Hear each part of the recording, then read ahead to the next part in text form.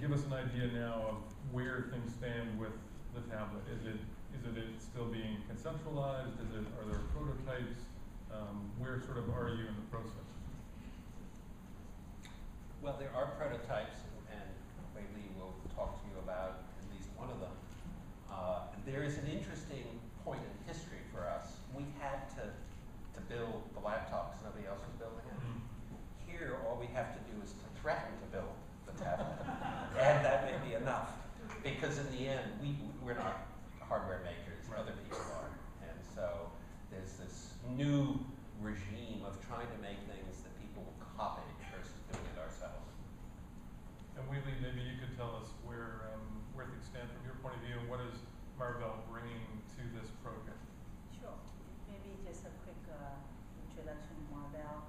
Today we're top 3 fabless semiconductor in the world. What we do is we develop silicons that goes into your laptop, networking system, everywhere, BlackBerries and all of those. So essentially, we have technology all the way from communication to wireless to modem to storage, a complete platform solution.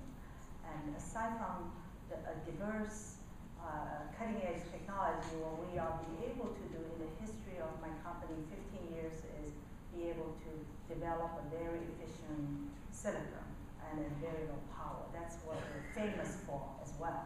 So when we first time Sahar and I met, Sahar is the other co-founder and our CEO, met with Nicholas with his very noble cause, one laptop child, and we were very moved, and we look at the fundamental technology that we can develop very cost efficient. We say, you know what, we're here to support him. Now, let's talk about tablets. It's a question about that tablet. But today, as you can see, we're very much consumers already all used to the connected device, whether or not it's the little screen of smartphone or the tablet or the laptop. Essentially, the guts of it, the technology requirements are very similar. Now, the key is how do you develop the tablet in such a way that it can reach out to the billions users, right? So I think where one of my interest area, besides serve the rest of the consumer, is the education. I think the education is a foundation. Education is the future success of our country. In fact, I was Monday was at NBC Education Nation Summit. I think all the way from our President Obama to all the government leaders, education leaders, and students and teachers. And Marvell tried to understand, to learn, how do we develop such tablets or education devices that can make teaching or the teacher, their teaching more effective, the tools that are more effective for teacher, make the learning more effective for students. I saw the pictures that Nicholas presented, and you look at, we are very fortunate in this country where we have access to technology, where a lot of poor countries, it's not even possible. So now how do we leverage the infrastructure we have today? Consumers already understand how to use technology, how to access the smart devices. The next piece is how do we develop applications so that it's very good for all these markets or the industry, right? Education, we're focusing on education, is one of the markets because we believe that's very important. Nicholas, we were talking before about your conception of what the tablet will allow, obviously, students to do, parents to do, grandparents to do. How does the tablet change things compared to, say, the laptop? I mean, what is it about a tablet? Is it the touch? And how does that change how people interact with it, or how you see them interacting with it?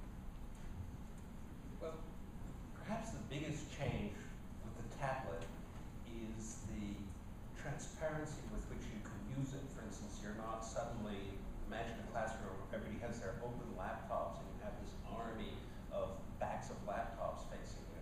Even a conversation at a dinner table when you open the laptop, whereas if you're bringing a photograph to the table and it happens to be on an iPad, it's much more friendly, much more normal. It's more nomadic but mobile at the same time. Whereas a laptop, you really kind of sit down to use it. It's kind of overt. The other one kind of fits in. You can read a book in bed and somebody can put their head on your shoulder and go to sleep. And you're not constantly doing this to turn a page. I mean, think about it. Turning pages, how ridiculous that is. It's just unbelievably dumb. Plus, I mean, I travel a lot and I try to read at night. And I used to read a book to go to sleep. And then I'm feeling drowsy. And I reach over to turn on the light. I've woken up. So I start reading again. And then I'm sort of feeling drowsy. And then I go over to shut the light. I've woken up again. So with the tablet, you just read. When you're done, just put it down. It shuts. There is no light. It's the light. Just tiny things like that. Look at what technology can do to people, you know. It's always on consumer level. Yeah. So I think that's very important. And also, you could just make a simple case about the weight of what kids carry to school. I mean, that's well, 100 books. I mean, Yeah. you describe it. You couldn't possibly carry around 100 books. Yeah. Let alone own them. I mean, it's when I went to school, if you were rich enough, fortunately we were, we had an Encyclopedia Britannica at home, this huge shelf of 20 stuff. volumes. Yeah. And it was this, you know. People sold them door to door, I Yeah. understand. Yeah. I never did, but some people did. I wanted to ask you, I guess we have a lot of people in the audience, I think, who are, you know, entrepreneurs, companies, developers, people who are interested in where these technologies are going. I don't know if, you know, I know your focus is kids and education and developing countries and so on, but have you thought about sort of the impact and the spin-off sort of effects that a tablet like this can have on, not just on Silicon Valley, but on sort of technology, entrepreneurialism? What should people be thinking about if they want to take advantage of these new developments of tablets or in whatever, you know, form they come? Well, I think there are two classes of answer. One class is what derivative issues will make for entrepreneurialism. The other is what happens when you have a well-educated 6.7 billion people on the planet. And in the first category, there are just so many open topics, like flexible displays, full color reflective. I mean, there's a long list, check-off list, that people can find solutions, invent solutions. Well, you mentioned the motion, you know, power solution. Yeah, I mean, there are many issues like that. It's a pretty long list.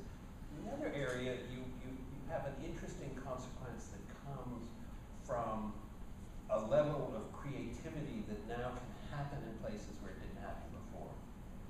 And I personally think India is relatively overrated. I think China is underrated, and Africa isn't even rated. Okay, so it's you're going to start getting parts of the world contributing that didn't contribute before. Actually, you mentioned something, I believe, that in an interview a little while ago about your vision of the device and how some existing tablets are much more for consumption, and how I think you were hoping that a tablet could be much more for creating and I wanted to ask you a bit more about that, your vision of sort of how it empowers people to do that and what the spin-off effects are of that. Well, I think it's fair to say all tablets are about consumption. And some of them, like the iPad, are not just technologically leaning in that direction, but the corporate policy and the fact that iTunes is really the center, and you could arguably say Apple is a company that makes peripherals for iTunes. And so there's a marketing force that has it be a consumptive medium, not just the technology itself. What we're working with Marvell is things like haptics, so that when you type, it feels like you're typing, that you can be more engaged with it.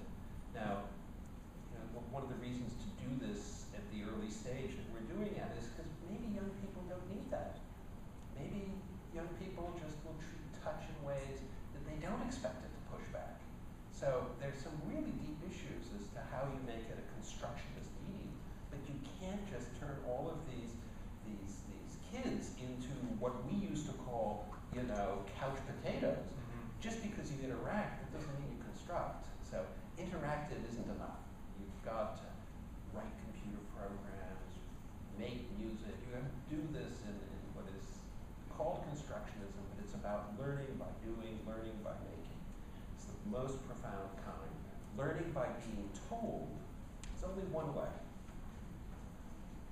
Whaley, I know you, Marvell announced something I think earlier this week, Mobilize with a Y, .org, and I wonder if you could tell us a bit more about what the focus of that is and what the idea behind the project is. Sure, yeah. I think in terms of this initiative is really to empower young people and students or teachers or parents to develop applications or create ideas. How do we make the device more effective for education market, right?